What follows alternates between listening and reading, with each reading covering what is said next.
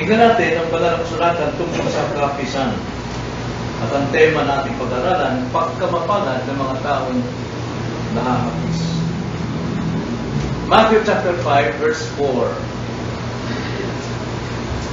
Mateo 5, versikulo 4. Tagalog na pala. Mapapalad ang mga nakakapis sapagkat sila ay aalimin. Mapapalad ang mga nakakapis sapagkat sila ay aalimin. Tayo na natin. Panginoon, kami pong dalangin na ipaunawa po ninyo ang kahapisan dinadanas ng inyong mga tao. Na kumisan, ito po ay totoong kalungkutan, ngunit ayon sa iyong salita, ito ay isang tanda ng magiging mapalad. Samahan mo kami sa aming pag-aaral at ituro niyo sa amin ang pagkamapalad ng mga naapis. Ang dalangin sa pangalan ng Panginoon Jesus. Sa pagkakataong ito, ang Sermon of the Mount, alam natin na tinawag ng Panginoon ang kanyang mga alagad. Isa-isa niyang tinawag. Hanggang siya ay tumakbo sa mundo upang mangaral. At pinalagpunpunan siya ng napakaraming tao. Pero umakyat siya sa may bundok at sumunod ang kanyang mga alagad. Naupo siya sa may bundok. Ang kanyang kaharap ay mga alagad. Bagamat napakaraming tao, libo-libo ang mga dumadulot at nakikinig. Ngunit ang mga alagad lamang ang nakakarinig ng kanyang pangalan. Ngayon, ang mga alagad ay kasama ng Panginoon at kailangan silang mamuhay ayon sa pamununggali ng karihan. Alam natin, karihan ng Diyos o Kingdom of God, hindi ito isang inaasahan pang lugar, kundi ito ay isang lipunan na kung saan pinaghaharian ng isang hari. Walang ibang hari kundi ang ating Panginoon. At kung saan man ang Panginoon, nakaupo, nakatayo, o anuman, kung siya nagtuturo, alam natin, kaharian ng Diyos ang dala niya. Kaya ang kanyang mga alagad na kasama niya araw-araw, sila ay nasa kaharian ng Diyos. At dahil sila ay nasa kaharian ng Diyos, bagamat sila ay nasa mundo at kahalubilo sila ng mga taong makasanlibutan, kailangan nilang mangugaling mapapalad sapagkat sila ay nasa loob ng kaharian. At alam natin, na saan man lugar ng Panginoon naghahari, yun ay kaharian. Sa ating puso, ang Panginoon ay naghahari, ito ay kaharian. Ngunit kung tayo ay nagkakatipon, mga taong tinubos ni Kristo, alam natin saan man may 2-3 nagkakatipon dahil sa kanyang pangalan, siya ay nasa ating kalamitan, kaya tayo ay nasa kanyang kaharian. At kailangan tayo mamuhay din at mamugali bilang mapapalad sa loob ng kaharian ng Diyos.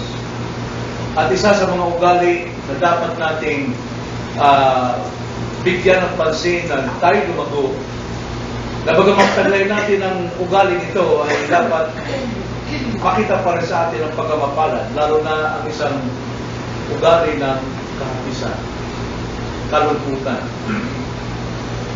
Nanayon tingnan natin ang mga dahilan kung paano nagiging mapalad ang mga nakakapis. Ito'y kabaliktaran sa kaisipang pagtao. Dahil kadalasan ang mga nalulungkot, sila yung kaawa-awa. Ito yung mga taong parang iniwanan at nagiging mga umila. Subalit sa karya ng Diyos, ang nakakapis, sila itong mga mapalad. Na paano sila nagiging mapalad kayong sila ay nakakapis? Well, nagiging mapalad sila sapagkat may 3 dahilan. Una, nagiging mapalad ng taong nakapis dahil sa kaloob na pangako. Kalawa, dahil sa kalagayang haharapin. At ikatlo, dahil sa pagpapalang tatanggapin. Nagiging mapalad ang isang taong nahapi sapagkat may kaloob na pangako. May kalagayang haharapin at may pagpapalang tatanggapin. Nabalikan natin ang ating text, ganito sabi, mapapalad ang mga nahahapi sapagkat sila ay aalimin.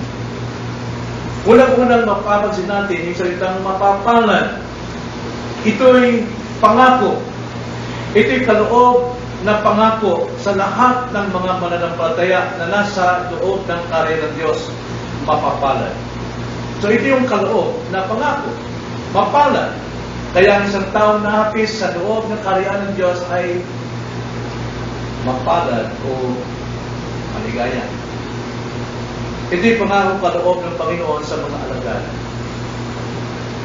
Ibig sabihin ng mapalad, alam natin, ang kahulugan nito ay maligaya. Maligaya ang mga taong nahahapis. Ito'y panloob na kasapatan. Panloob na kakontentuhan at hindi panlabas na kasiyahan. Yung tayo ay maging mapalad, hindi sa panlabas, kundi sa panloob. Kaya, nahahapis ang tao o ang San Kristiyano, ngunit siya'y naging mapalad sa panloob. Dahil ito'y pangakong kaloob ng Panginoon sa mga alagad lamang. Hindi lang yun, ito'y pangakong kaloob ng Diyos sa mga mapagpakumbaba. Ang kahapisan ay kadalasang ipinamumuhay ng mga mapagpakumbaba. Hindi siya nahapis dahil siya ay kaawa-awa, kundi siya ay nahapis dahil siya ay namumuhay sa kapakumbabaan. Dahil ang sa kapakumbabaan ay isang bahagi ng katangian ng Diyos. Ang Diyos ang pinaka-meek, pinaka-humble sa lahat. Kaya nga, ang isang taong nahapis ay mapalad sapagkat bahagi sa Kanya ang katangian ng Panginoon. Kaya nagiging mapalad ang nahapis dahil una, may kaloob na pangako. At ikalawa, nagiging mapalad ang mga nahapis dahil may kalagayang haharapin. At ang kalagayan ito, alam natin sa ating text, mapapalad ang mga nahapis. Ito ang kalagayan ng isang taong mapalad, kahapisan. Ito'y hindi kahapisan dahil tayo ay nagkakasala. Bagamat dapat lang tayo malungkot talaga kapag tayo ay nagkakasala. Kundi ito'y kahapisan dahil sa isang sanhi. Bakit tayo nagkakasala? Yun ang sanhi. Ang kahapisan ito ay napakalalim ng dahilan. Ito'y kahapisan dahil sa ating bagsak na katayuan. Doon tayo nahapis, doon nahapis ang mga tao ng Diyos sa kaharian dahil sila ay bagsak sa katayuan, kaya nakakagawa sila ng kasalanan. Sila ay nagkakamali. Kaya sa tuwing sila ay nagkakasala, sila ay nahapis dahil sa kanilang kalagayan na sila ay bagsak. Hindi lang doon sa kasalanan na gawa. Kadalasan nagagawa nito na magnanakaw, umiiyak siya, sobra pa nga. Sa kalungkutan, sa nahapis dahil sa nahuhuli. Pero sa isang Kristiyano, nahapis ang isang Kristiyano sa nagawa ng kasalanan sapagkat bumabalik siya sa kanyang katayuan na siya ay isang bagsak na tao sa kasalanan. Isa siya ng bagsak. Kaya nga, ang isang taong nagkasala, nahapis siya sa kanyang kalagayan. Kailan kaya matitigil ang paggawa ng kasalanan? Hindi talaga matitigil dahil yun ang ating likas. Kailan ito mangyari? Pagdating ng Panginoon. Napakalalim ng kahapisan ito, dahilan ng kahapisan. Nahapis tayo dahil sa ito ang ating kalagayan. Sa tuwing tayo ay nagagalit, nalulungkot tayo na tayo'y nagkasama sa ating kapwa at sa galit. Pero ang totoo, nalulungkot tayo dahil yun ang ating likas. Nalulungkot tayo dahil tayo ay depraved, tayo ay makasalanan. Kaya tayo nakakakuha ng kasalanan, nakakapalapit ng kapwa. Yung mga taong walang kaalaman sa kapisan ng kanilang pagkalikas, gusto pa nilang manakit ng kapwa. Wala silang pakialam doon. Nahapis tayo dahil sa ibinubugang pagkalayo natin sa Diyos. Dahil sa kasalanan. Every time we commit, sa bawat sandali na tayo ay nagkakasala, alam natin nalalayo tayo sa Diyos. Yun ang kahapisan. Yun ang realidad. Isaiah 59 verse 1 and 2. Sa tuwing tayo nagkakasala, alam natin nalalayo tayo sa Diyos. Namumuhay tayo sa mga bagay na patay. At yun ang nakakalungkot. Yun ang nakakahapis. Ngayon, kung hindi tayo nahapis sa ating mga nagagawang kasalanan, wala tayong conviction sa ating original nature natin. Sa ating pagka Kristiyano ngayon ay remain in sin. Hindi tayo nahapis doon, kundi palabas lang natin na hindi na. Pero dahil dyan, mapalad ang isang taong nahapis dahil makikilala niya na siya ay isang bagsak na tao. Kaya siya nakagawa ng kasalanan. Mapalad talaga.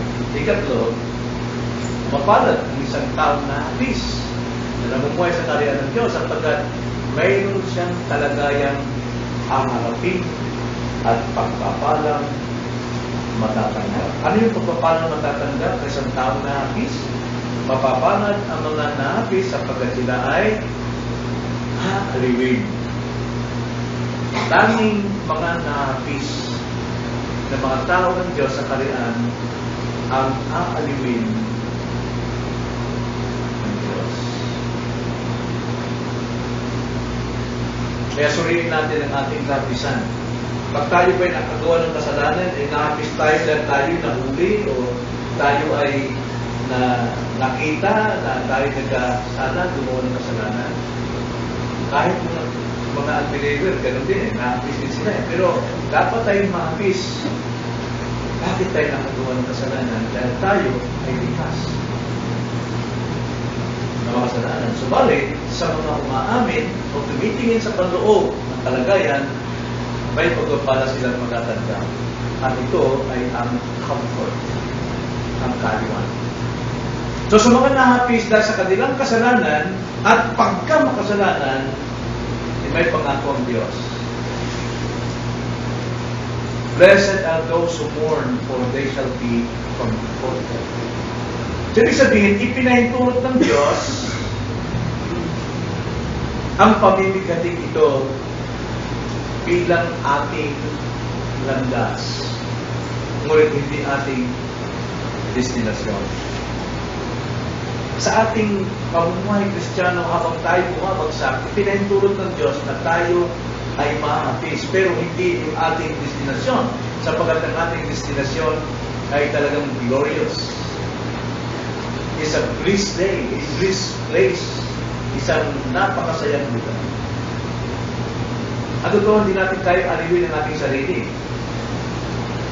Hindi natin kayang aliwin. Dahil minsan nakakapanagin tayo ng sa ating kapwa, pinipilit natin aliwin ang ating sarili na parang hindi natin maramdaman yun. Kalungkutan. Gumagawa tayo ng mabuti, nagpapakita tayo ng kabutihan, gumagawa tayo ng bilang pantakip sa ating nagawang kasalanan, pero hindi pa rin tayo maaliw sapagkat tanging Diyos lamang ang makakaaliw ng ating kapisan. Alam natin na kapag ating nakita ang pinaka-ugat ng ating kapisan, alam natin doon ay ipagdiin ng Panginoon sa atin. Tanging Diyos lamang ang makakaaliw. Ngunit, kung tayo na may pinaliw ng Diyos, tayo din makakaaliw din sa ating kapwa. Tayo man ay makakaaliw din sa ating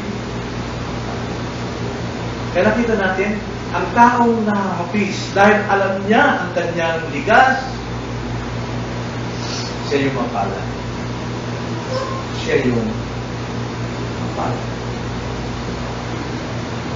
So bilang aral, ano leksyon ang maaaring turo sa atin dito?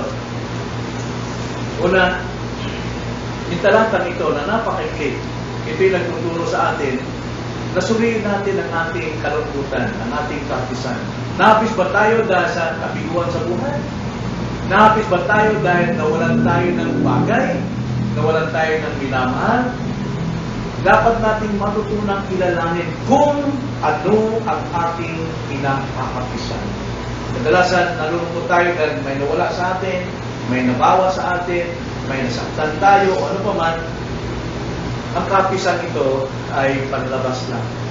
Kaya dapat nating suliin ang uri kung anong klaseng kapisan yan. Ito ba ay ayon sa kapisan ipinahintulot ng Diyos o kapisan dahil sa ating mga gawang mali o kasalanan? Verse 8. Tumatay na hapis dahil nagawa tayo ng kasalanan? O yung kapisan dapat nating makita, tumamin na tayo'y masama at makasalanan. So ito'y nagtuturo sa atin na magsuri tayo ng ating kapisan. Ikalawa, ito'y nagtuturo rin sa atin na dapat tayong mahapis sa tamang kapisan. Tingnan nyo ang sabi sa 2 Corinthians chapter 7 verse 10. Na mayroong tao rito na didisiplina sa Corinto. At dahil sa rebuke ni Pablo, sa kanila matinding rebuke at pagtutuwid, nasaktan sila, nalungkot sila. Dahil napabayaan nila yung taong yun na gusto nang manumbalik, kaya nalungkot sila. Pero ang sabi ni Pablo, in 2 Corinthians chapter 7 verse 10, sabi ni Pablo, sapagkat ang kalungkutan na ayon sa Diyos ay nagbubunga ng pagsisisi tungo sa kaligtasan na hindi ipagdaramdam. Subalit ang makasanlibutan kalungkutan ay nagbubunga ng kamatayan. Alam natin, context dito ay pagtutuwid ni Pablo. Maraming mga tao kapag itinutuwid sa kanilang kasalanan, nalulungkot sila at yan ay makasanlibutan kalungkutan. Pero kung sila ay nalulungkot dahil nalaman nila na napakabigat ng kanilang kasalanan at handa silang magsisi, ito ay kalungkutang panalangin. At ito nangyari sa taga-Corinto. Alam natin, nagsisi ang taga-Corinto at natanggap nila ang kaaliwan. Pero kung ang tao tinutuwid, nalulungkot siya dahil nasaktan, yan po ay isang panlupang kalungkutan na magtutungo sa kamatayan. Makalangit na kapisan, ito'y nagtutungo sa pagsisisi, pag-amin, pagbabago ng buhay. Makasalikutan kapisan, sama ng loob, nalulungkot siya dahil napapahiya. Pero ito ay patungo sa kanya sa kapamakan, sa kamatayan. Ikatlo, ang ating paksa ngayon ay nagtuturo sa atin na tanging Diyos lang ang makakaaliw sa atin.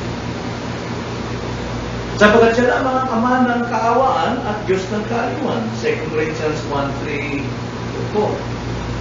Tanging Diyos lang. Hindi ang ating sarili. Pero maaaring may lumapit sa atin at inilig tayo dahil ang taong yun ay inilig na rin ng Diyos. Kaya yung pag-aliw ng tao sa atin ay gawa pa rin ng Diyos na sinubuo ng tao. Ang sabi sa 1 Corinthians 1:3-4, purihin ng Diyos at Ama ng ating Panginoon sa Kristo, ang Ama ng kaawaan at Diyos ng lahat ng kaaliwan. So lahat.